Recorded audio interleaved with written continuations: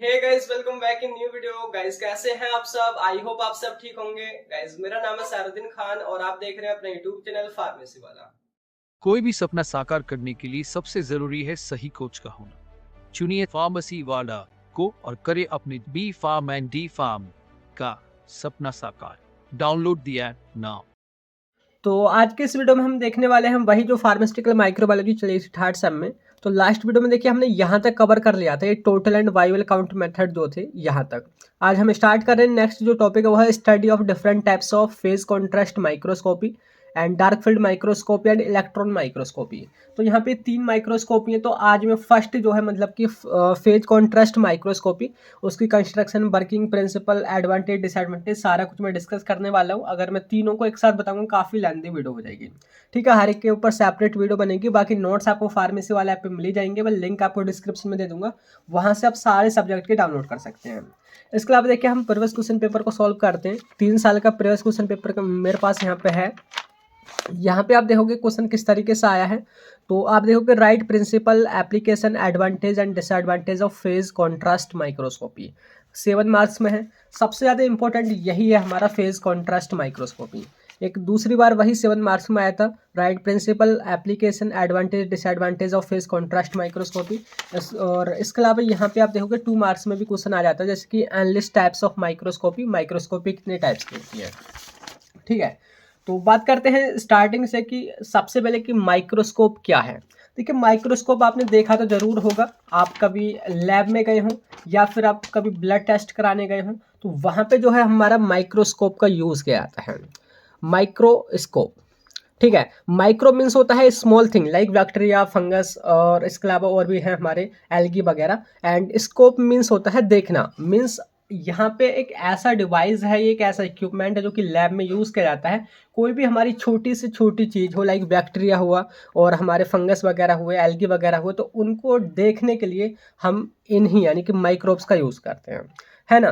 तो यहाँ पे आप देखोगे सिंपली डेफिनेशन आपने लिख दिया नहीं है कि microscope is a laboratory equipment that is used to see small thing that can't seen by our naked eyes, जो कि हमारी आंखों से नहीं दिख सकती। आंखों से मतलब नेक्ड आई से, बिना माइक्रोस्कोप के नहीं देख सकती।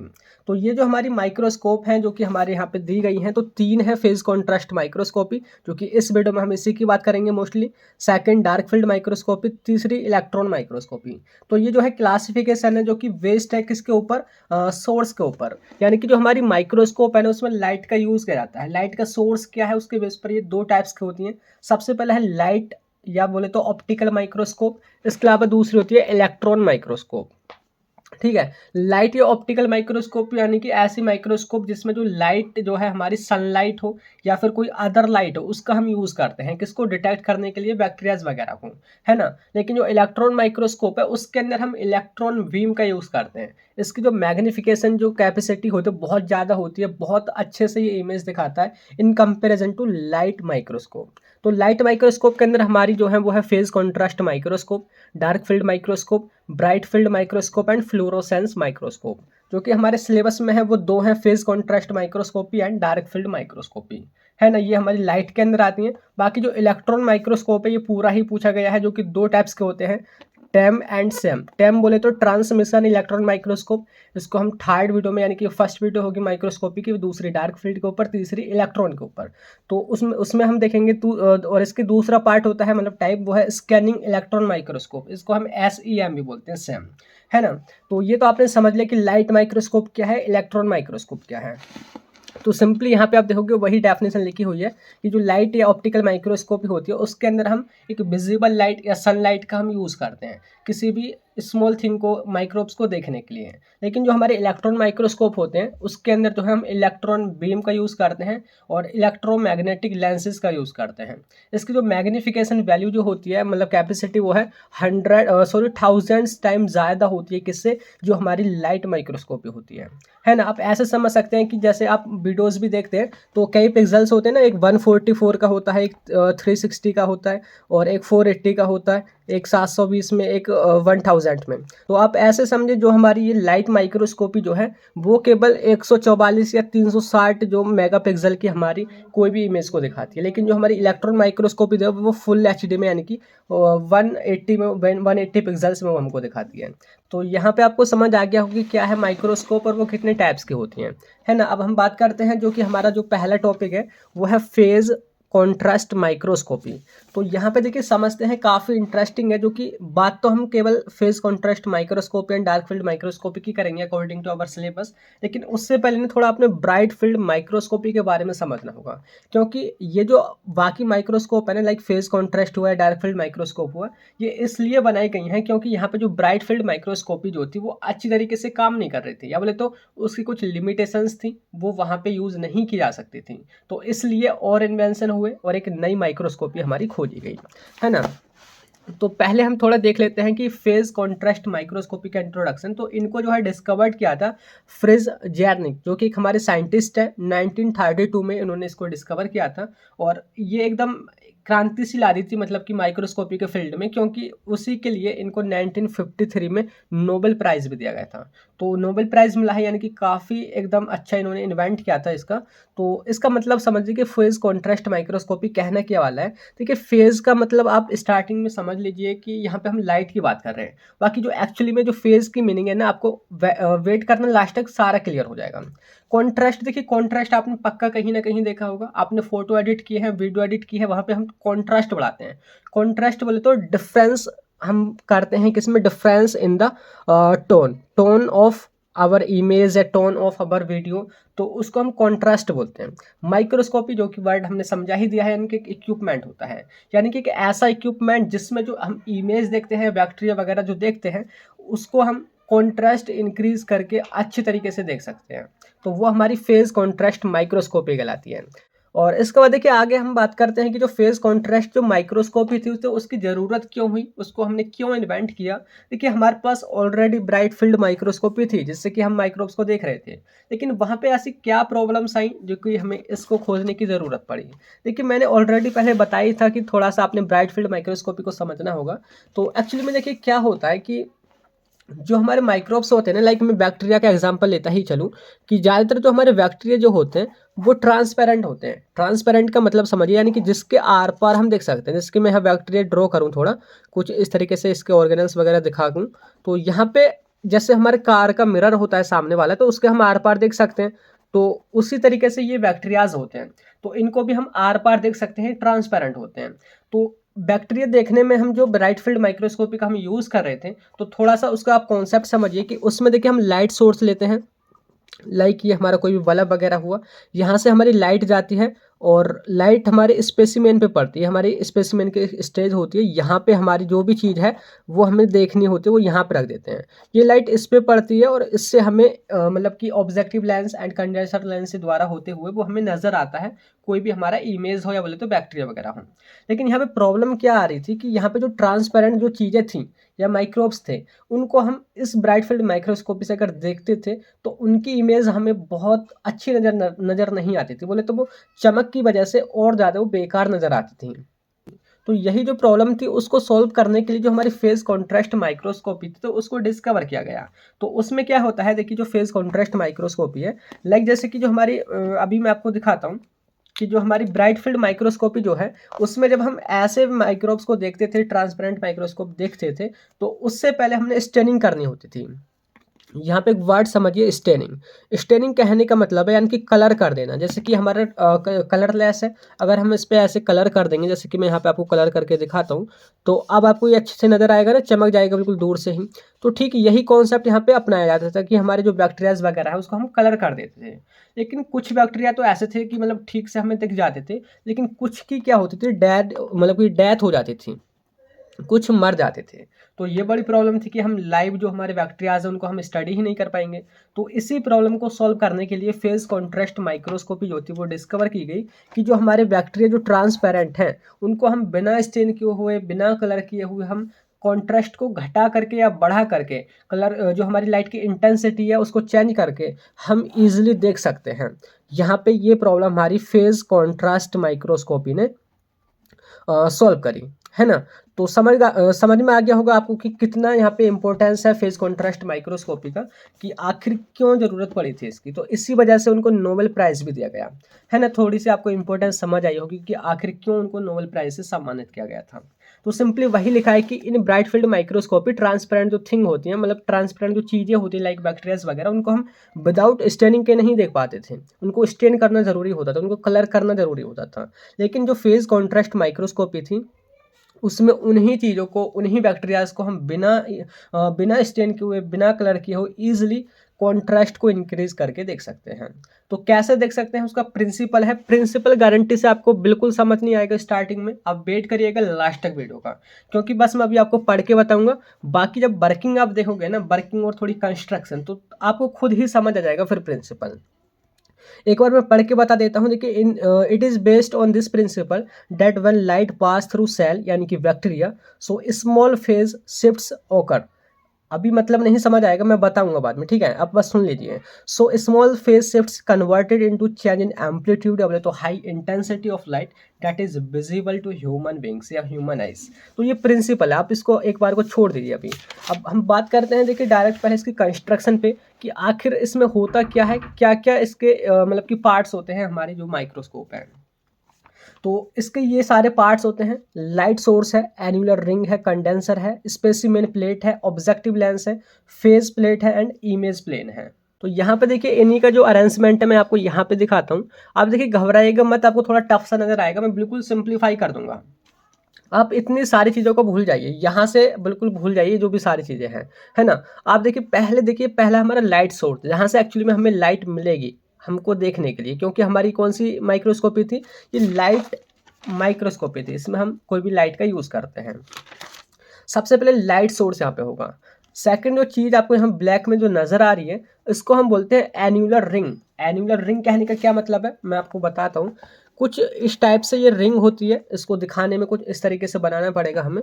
तो इसमें इस तरीके अरेंजमेंट होता है कि जैसे मैं आपको दिखाऊं, यहाँ पे इतना पार्ट ये जो है इस तरीके से होता है लाइक, और ये भी साइड में भी इस तरीके से होता है।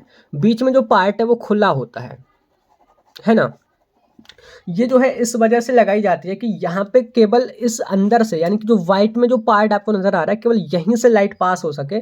बीच में से या फिर साइड से जो भी लाइट वहां से जाएगी वो एब्जॉर्ब कर ली जाएगी, वो लाइट आगे नहीं जाएगी, है ना। समझ आ गया। एन्युलर रिंग कहने का क्या मतलब है, कि यहाँ पे एक ऐसी रिंग होती है जिसमें केवल बीच से ही एक लाइट रेज वगैरह जा सकती है, ठीक है। दूसरा ये समझ आ गया। तीसरा यहाँ पे कंडेंसर लेंस। देखिए कंडेंसर का मतलब समझिए, जैसे कि हमारा कंडेंस, कंडेंस का मतलब होता है इकट्ठा करना। लाइक जैसे कि हमारी चीज़ें इधर से उधर ये हमारी फैली पड़ी हैं। अब क्या हो कि हम यहाँ पे एक ऐसा लेंस लगा दें, इसने इन्हीं सारी रेज को एक जगह इकट्ठा कर दिया, ठीक है। एक जगह हमारा फोकस ला दिया किस पे, जो भी हम चीज़ देख रहे हैं, बैक्टीरिया वगैरह देख रहे हैं। तो ये है हमारा कंडेंसर लेंस। तीनों समझ आ गई। कोई डाउट हो तो आप मेरे को डिस्क्रिप्शन सॉरी कमेंट में आपको मेरे को बता सकते हैं, ठीक है। तीसरा यहाँ पे पॉइंट देखिए, ये हमारा स्पेसिमेन प्लेट। एक्चुअली में आप ऐसे समझिए, ये प्लेट टाइप होती है जिसपे हमने जो हमारे बैक्टीरिया वगैरह है उसको ला के रखना है। स्टेज आप मान सकते हैं। यहीं पे जो सारी लाइट है कंडेंसर लेंस की, इसी पे आके फोकस करेगी, है ना। स्पेसिमेन प्लेट है। उसके बाद में देखिए यहाँ पे जो हमारी लाइट आ रही है, जैसे कि यहाँ पे आप देखोगे, ठीक है। मैं उसको बाद में वर्किंग में बताऊंगा। फिलहाल आप देखिए नेक्स्ट जो पार्ट है वो हमारा ऑब्जेक्टिव लेंस। ऑब्जेक्टिव लेंस क्या करता है, जो यहाँ से जो रेज आती हैं हमारे बैक्टीरिया वगैरह से, मतलब कि ट्रांसमिटेड होके, तो ये ऑब्जेक्टिव लेंस पे पड़ती हैं। ऑब्जेक्टिव लेंस के बाद यहाँ पे होता है फेज प्लेट। एक्चुअली में फेज प्लेट का ही रोल है यहाँ पे जो भी सारा कुछ है, क्योंकि फेज प्लेट की वजह से ही इसका नाम फेज कॉन्ट्रास्ट माइक्रोस्कोपी पड़ा है। तो यहाँ पे फेज प्लेट होती है। फेज प्लेट की मैं थोड़ी स्ट्रक्चर आपको दिखाऊं।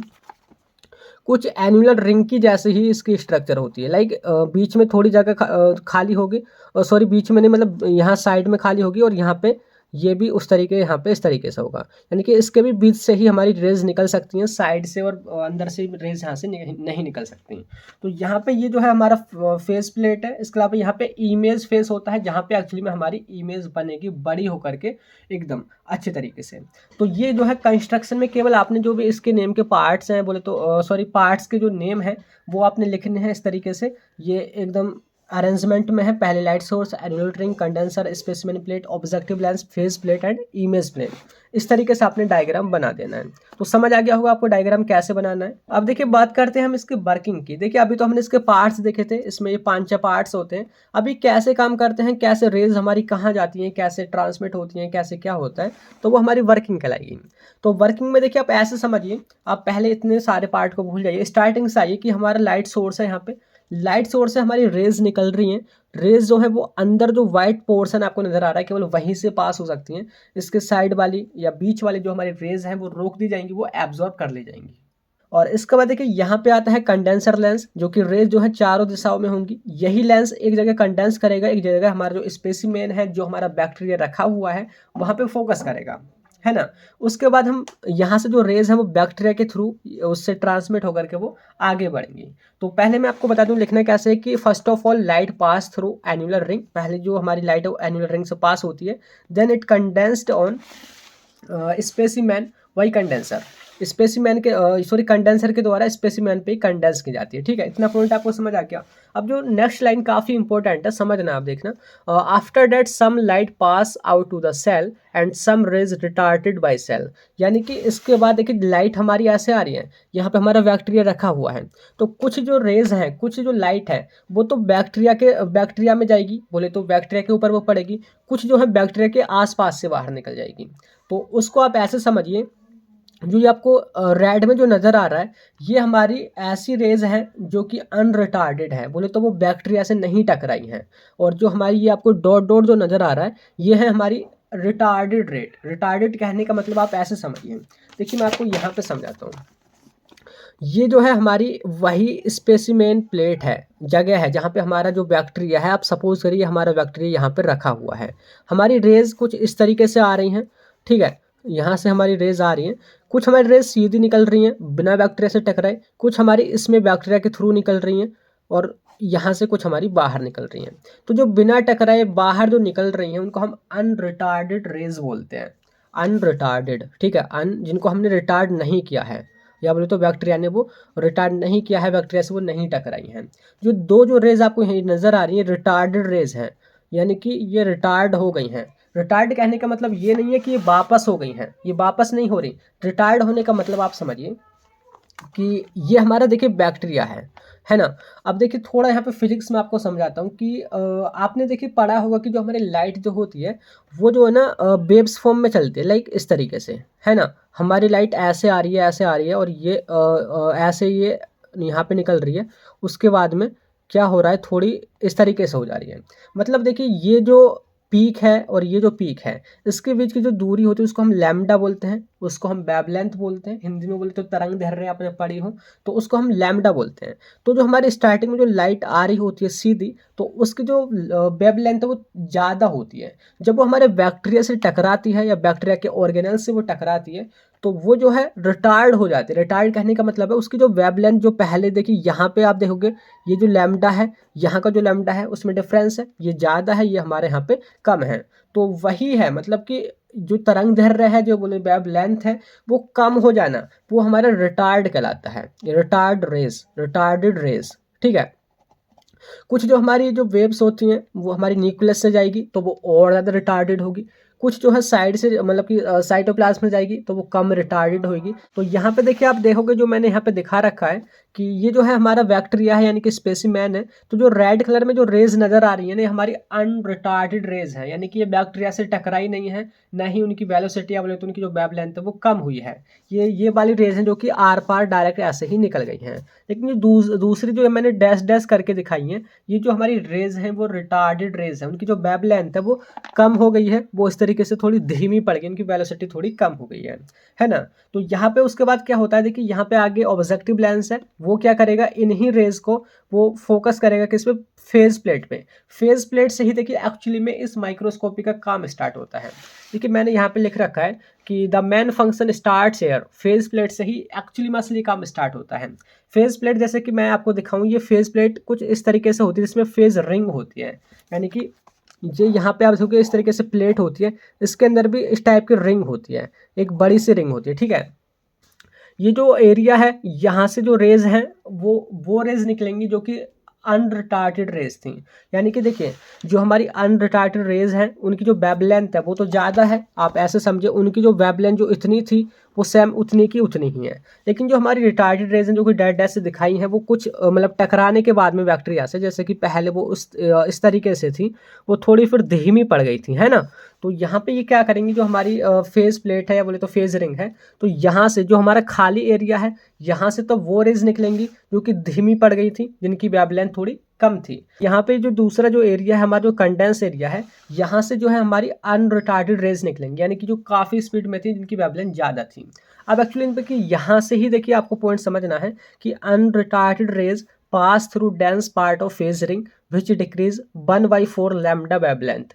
यानी कि यहाँ पे देखिए जब भी देखिए जैसे कि हमारी जो अनरिटार्डेड जो रेज थी इस तरीके से इस रिंग से होकर निकलेंगी, यानी कि ये इस वाले पार्ट से होकर निकलेंगी जो हमारा कंडेंस एरिया, जैसे ही वो इसके थ्रू निकलेंगी तो उनकी जो वेवलेंथ है ना 1/4 धीमी कर दी जाएगी, थोड़ी घटा दी जाएगी। अभी 1/4 लैम्डा क्या है, देखिए ये जो इतनी जो दूरी होती है हमारी लैम्डा कहलाती है, ठीक है। इसका जो हाफ है यानी कि इतना जो पार्ट है वो कितना कहलाएगा हमारा 1/1 लैम्डा कहलाएगा, ठीक है। तो और इसके अलावा जो हमारा 1/2 लैम्डा कहलाएगा, ठीक है। और इसका भी अगर हम आधा पार्ट करें, इतना पार्ट अगर हम निकालें तो उसको आप बोल सकते हैं 1/4 लैम्डा, है ना।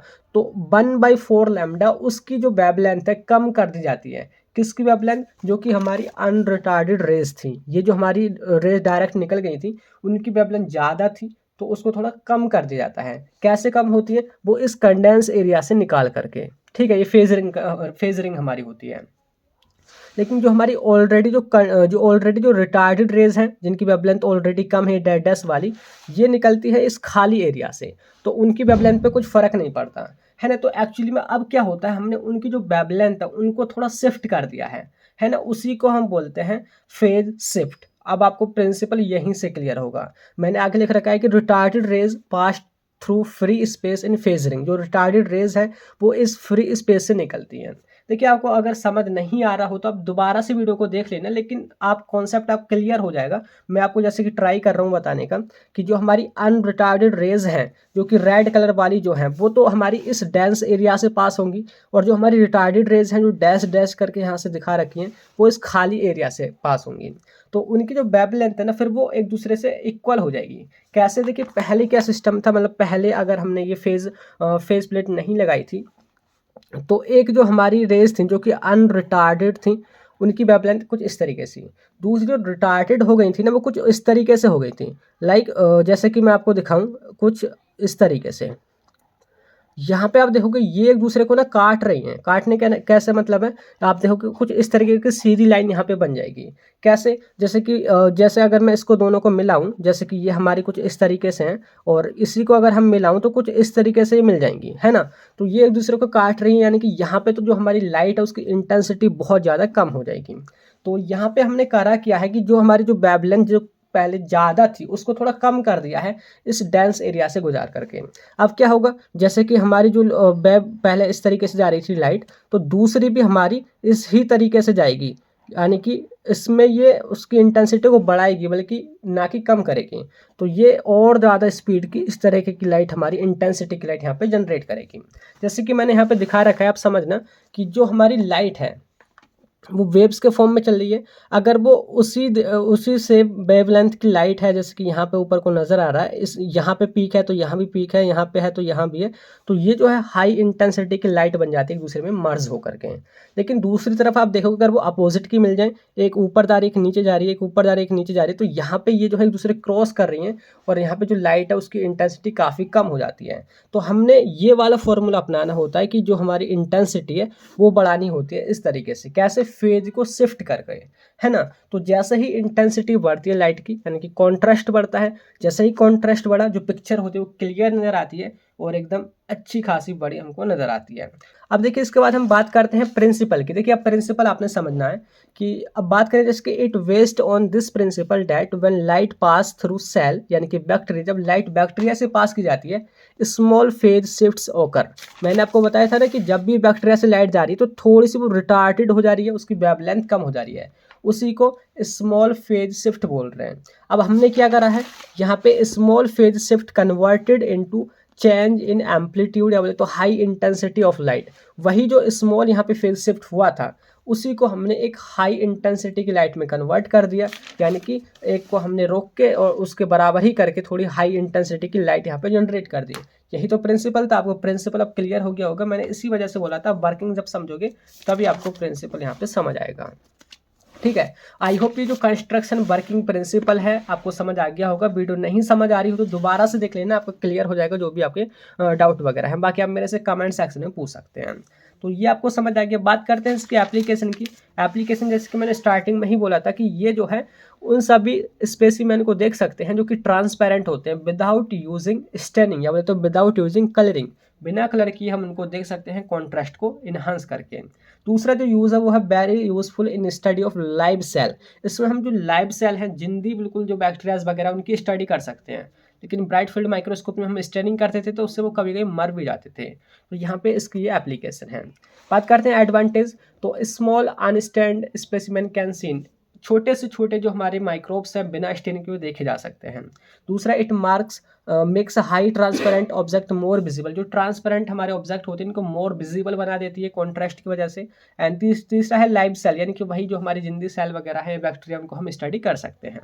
बात करते हैं इसके डिसएडवांटेज की। तो देखिए सबसे पहला है वो है not good for thick specimen. जो स्पेसिमेन जो बैक्टीरिया थोड़े थिक होते हैं मोटे होते हैं उनको हम नहीं देख पाते इससे, क्योंकि आपने देखिए यहाँ पे देखा होगा यहाँ पे कुछ रेज हमारे रिटार्डेड होती थी, मतलब कि उनकी वेवलेंथ काफ़ी कम हो जाती थी। लेकिन जब थिक हो जाएगा हमारा बैक्टीरिया तो उसकी वेवलेंथ तो बहुत ही ज़्यादा कम हो जाएगी। तो यहाँ पे ये इस तरीके से यहाँ पे नहीं देखा जा सकता। दूसरा natural colour of cell can not be seen, जो हमारा नेचुरल कलर है एक्चुअली में हमारा बैक्टीरिया जिस कलर का है उस कलर का हम बिल्कुल नहीं देख सकते। कॉन्ट्रास्ट करके फिर भी हमें ब्लैक एंड वाइट इमेज ही नजर आएगी। तो ये आपको समझ आ गया। तो यहाँ पे जो हमारा ये फेज कॉन्ट्रास्ट माइक्रोस्कोपी थी उसकी कंस्ट्रक्शन वर्किंग प्रिंसिपल हमने एप्लीकेशन एडवांटेज डिसएडवांटेज के साथ समझा है, जैसे कि क्वेश्चन पेपर में हमारा क्वेश्चन यहाँ पे पूछा गया था। पूरा ही कवर कर लिया है। नोट्स आपको फार्मेसी वाला ऐप पे मिल ही जाएंगे। तो मिलते हैं नेक्स्ट वीडियो में, तब तक के लिए bye bye, thank you, have a nice day.